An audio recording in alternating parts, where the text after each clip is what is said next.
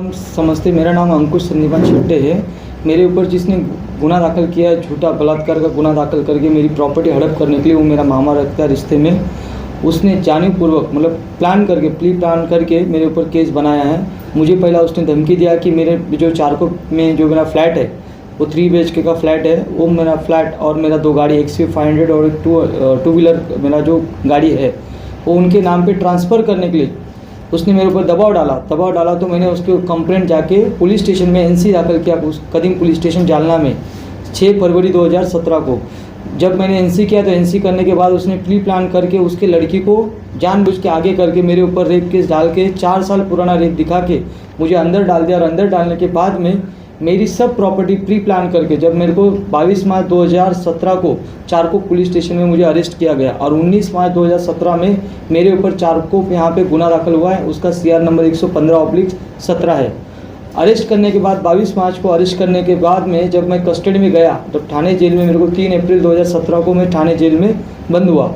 वहाँ पर मैंने कुल 6 साल 7 महीना वहाँ पर मैंने कस्टडी में दिन निकाले हुए हैं झूठे केस में। अंदर निकालने के बाद में जब मैंने अंदर से जब बैंक को जब मेरे फ्लैट के ओरिजिनल एग्रीमेंट पेपर इनकी चीज़ भी बैंक में गिरवी थे, मॉर्गेज थे, तब मैंने बैंक को वहाँ से लेटर लिखा कि मेरे ओरिजिनल एग्रीमेंट पेपर आप मुझे दे दीजिए वापस मेरे को कस्टडी में लाके।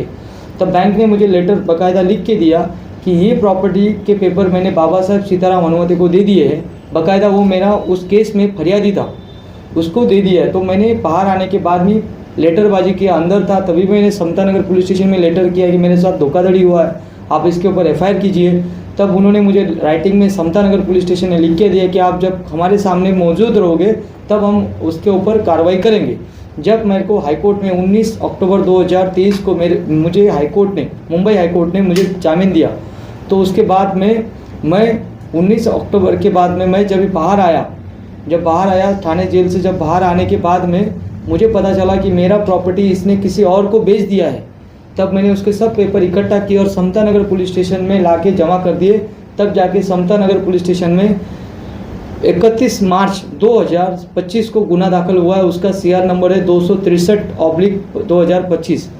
जब उसको गुना दाखिल किया गया उसके बाद में 12 दिन के बाद में मतलब हनुमान जयंती के दिन 12 अप्रैल को वहाँ के PI श्री सीताराम लक्ष्मण डुबल जी इन्होंने उनको उनके वहाँ के एक ऑफिसर क्राइम के PSI वालंटियर साहब को भेज के चारकोप में जाके उस आदमी का जहाँ पे घर था, उसका नाम बाबा साहब, उसको जाके उठा के लेके आए।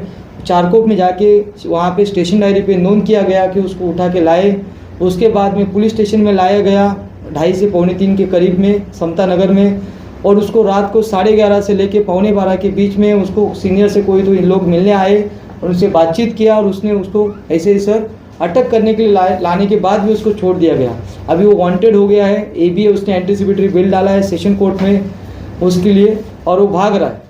मेरा सिर्फ इससे ये आपको बताना यही मैं चाहता हूँ सर कि मेरे जैसे ऐसे बहुत से लोग हैं जो झूठे केस में झूठे मुकदमे में जेल में फंस जाते हैं और झूठे बलात्कार जैसे झूठे केस बना के किसी की संपत्ति हड़प की जाती है। मैं एक ज्वलंत यहाँ पे एक उदाहरण हूँ। आपने जो पेपर दिखाया है अभी उसमें जो मेडिकल रिपोर्ट आई है उसके हिसाब से लड़की के साथ कोई रेप वगैरह नहीं हुआ है, ऐसा पुष्टि हुई? मेडिकल में सर जो पेपर आया है उसमें क्लियर कट लिखा है कि लड़की जो है वो वर्जिन है, उसमें हाइमन इंटैक्ट है। मेडिकल रिपोर्ट में ऐसा लिखा गया है। तो भी उन्होंने बताया बैक डेट पहले रेप हुआ है, 4 साल तक रेप हुआ है, तो भी उसमें मेडिकल रिपोर्ट में ऐसा आया कि लड़की हाइमन उसका इंटैक्ट है, जो कि उसका रेप हुआ ही नहीं हो। बाकायदा कागज उसमें प्रूफ करते। आपके मामा ने फिर ऐसी साजिश क्यों रची, क्या कारण था? उसका रचने का कारण एक ही था कि मेरी प्रॉपर्टी हड़प कर लेवे और उसके नाम पे कर लेवे। ऐसा भी कहा जा रहा है कि आपके साथ शादी करना चाहते थे, इसके लिए ऐसा साजिश रचा? उसने मुझे मतलब मैं जब मेरा अच्छा हुआ तब उसने मेरे पीछे लगा कि भाई मेरी लड़की आपके साथ में शादी करेगी, लेकिन उसमें मेरे पिताजी का भी विरोध था, जो मेरे पिताजी बाजू में बैठे हैं उनका भी विरोध था और मेरा भी विरोध था। तो उसके बाद जब मेरा शादी हुआ उसके बाद में 4-5 महीने के बाद इसने ये सब षड्यंत्र रचना चालू कर दिया और मुझे फंसा के अंदर डाल दिया। अभी क्या चाहते हैं आप, अपील क्या करना चाहते हैं महाराष्ट्र सरकार से और प्रशासन से? महाराष्ट्र सरकार से और प्रशासन से मैं यही हाथ जोड़ के विनती करता हूँ कि जो मेरे जैसे लोगों के ऊपर जैसे खोटे गुने दाखिल हो रहे झूठे झूठे केसेस बन रहे हैं। कोई प्रॉपर्टी के लिए अटका रहा है, कोई झूठे झूठे मारा मारी करके किसी को फंसा रहा है और उसमें रेप केस लगा रहा है 354, उसके ऊपर चौपन छेड़छाड़ लगा रहा है। ऐसे केसेस ना हो, इसके ऊपर आप महाराष्ट्र सरकार से, सीएम साहब से भी मेरा यही रिक्वेस्ट है कि इसके ऊपर उन्होंने कंट्रोल लाए, पुलिस प्रशासन को अच्छे से निर्देश देवे कि ऐसे झूठे मुकदमे न दायर किए जाए। अभी जो आरोपी फरार है उन पर क्या कार्रवाई की मांग करते हैं? जो आरोपी फरार है उसको जल्द से जल्द सर उसको अरेस्ट किया जाए समता नगर पुलिस स्टेशन में, और वहाँ के जोनल डीसीपी जो है स्मिता पाटिल मैडम, उन्होंने इस केस में अच्छे से ध्यान देकर उस आरोपी को अरेस्ट करने की सर ऑर्डर दे दीजिए समता नगर पुलिस स्टेशन को। यही मैं आपसे रिक्वेस्ट कर रहा हूँ सर। आप कुछ बोलिए। हाँ हाँ मैं बोलूँ। एक मिनट। मेरा नाम पूजा अंकुश शेट्टी है। मेरा कहना यही है, बस इन्होंने जो जेल में काटे 6 साल 7 महीने, तो इसके लिए उनको न्याय मिलना चाहिए, क्योंकि झूठी केसेस बना के ऐसा कोई भी प्रॉपर्टी हड़प कर सकता है फिर तो इनको बस न्याय मिलना चाहिए। बस इतनी मेरी एक रिक्वेस्ट है आपसे। ठीक।